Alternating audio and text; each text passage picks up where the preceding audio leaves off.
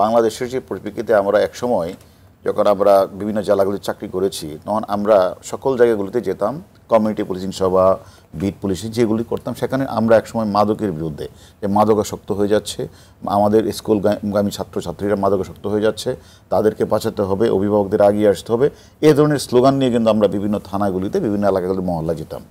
কিন্তু ইদানিং যাবৎ মানে আমরা ওই যে কথাটা একটু আগে উনি বলেছিলেন লাস ভেগাস, হয়তো লাস ভেগাসে বা আমরা সেখানে যাই যে কারণে সেখানে জোয়া খেলা হচ্ছে, বা পৃথিবীর বিভিন্ন দেশগুলিতে এরকম বিভিন্ন ধরনের ক্যাসিনো, যে ক্যাসিনোগুলি করাই হচ্ছে, সেখানে মানুষ যাবে, সেখানে আপনি ডলার ঢোকাবেন বা সেখানে আপনার কয়েন দিবে অথবা চিপস দিবে, সেটার ভিত্তি করে আপনি খেলতে থাকবেন, শেষ হয়ে যাবে আপনার খেলা। আবার এটা একটা নেশা, আপনি যেটা বলেন এটা আসক্তি।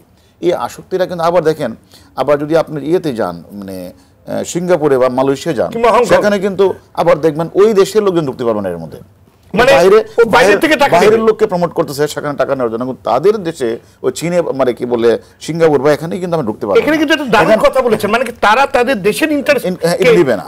এখন আমরা যে কথা যেটা দেখছি, একটা হলো অনলাইন যে বেটিংটা হয়, গ্যাম্বলিংটা হয়, সে একটা হলো বাংলাদেশের ভিতরে হয়, আবার বাহির থেকে অ্যাডমিনটা হয় সেখানে ইন্দোনেশিয়া যে দেশের নামগুলি বললেন।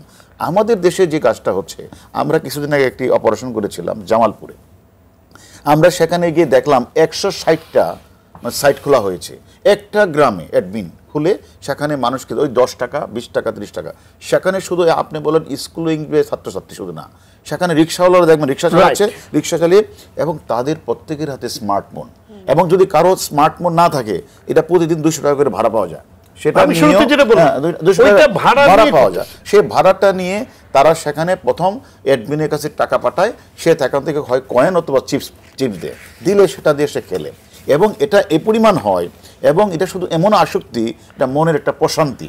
সে যখন খেলে, সে সারাদিন যাই করুক না কেন, সে বাড়িতে বাসাতে যে কোনো জায়গায় গিয়ে সে সেখানে গিয়ে এই অনলাইন জুয়াটা খেলে তার মনের যে একটা প্রশান্তি আনে। এই আসক্তিটা হচ্ছে তো তার প্রশান্তির জন্য, এবং সে যখনই মার গনাটা নিয়ে যাচ্ছে, ওয়াইফের টাকা নিয়ে যাচ্ছে, তখন সে গিয়ে তখন তার ব্রেনে যে এটা না খেলা পর্যন্ত তার মনে শান্তি আসে, এটাই তো আসক্তি। আপনার এই আসক্তিটা থেকেই কিছুদিন আগে আমি স্বরাষ্ট্রমন্ত্রী মহোদয় স্যার আমাকে বললেন, একটা মহিলাকে পাঠাচ্ছে, আমরা দেখেন, তাকে জিজ্ঞাসাবাদ করলাম কি যে আমার হাজব্যান্ড সমস্ত টাকাগুলি নিয়ে উধাও হয়ে যায়, তারা খুঁজে পাওয়া যাচ্ছে না। তখন আমি আমার সাইবার টিমকে কাজে লাগালাম, কাজে লাগতে এক সময় গিয়েছে, সেখানে দেখলো সে কেরানীগঞ্জ থানার পাশে একটা মসজিদের পাশে সে কলা বিক্রি করছে। অর্থাৎ সে যখন নিঃস্ব হয়ে যায়, তখন সে তার একটা ফ্রেন্ড আছে বাবুবাজার, সেখান থেকে সে ফল নিয়ে যায়, সে ফলটা বিক্রি করে কিছু টাকা যখন পায়, সেই টাকা দিয়ে সে আবার ওই অনলাইনে সে ঢুকে জুয়াটা খেলে।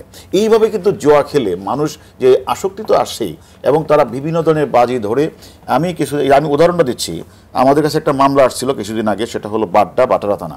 সেখানে ওই যে ছেলেটা ড্রাইভার, সে ওই অনলাইনে জুয়ার আসক্তি হয়ে যায়।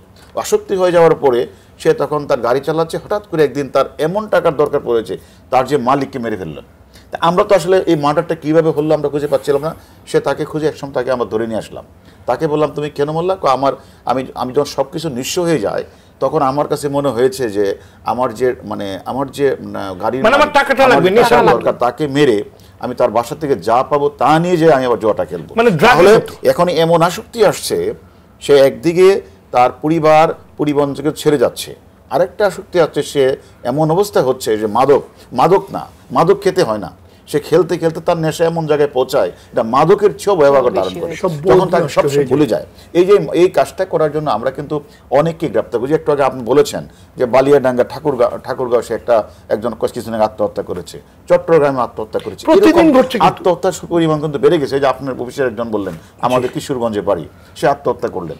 এইভাবে যে দুনিয়া দিন দিন বৃদ্ধি পাচ্ছে, এতে আইন শৃঙ্খলা আমরা যদি আসক্তি থেকে আমরা যেমন বিভিন্নভাবে আমরা যেমন মাদকের বিরুদ্ধে যেমন আমরা গণ অভিযান পরিচালনা করেছি, সচেতনতা কাজ করেছি, এটার বিরুদ্ধেও আমাদের ওই যে কথাটা বললেন, আমাদের বিটিএসেরকে এগিয়ে আসতে হবে। যখনই ওই যে বিজ্ঞাপন দিয়ে যে এখনই যদি আপনি আসেন আপনি লাখপতি হয়ে যাবেন, কোটিপতি হয়ে যাবেন, আপনি কিনেন, তখন আপনি বলে আপনি অফারটা দে। আমার সামনে যখন বারবারই অফারটা আসতেছে, আপনি লাখপতি কোটিপতি হয়ে যাবেন।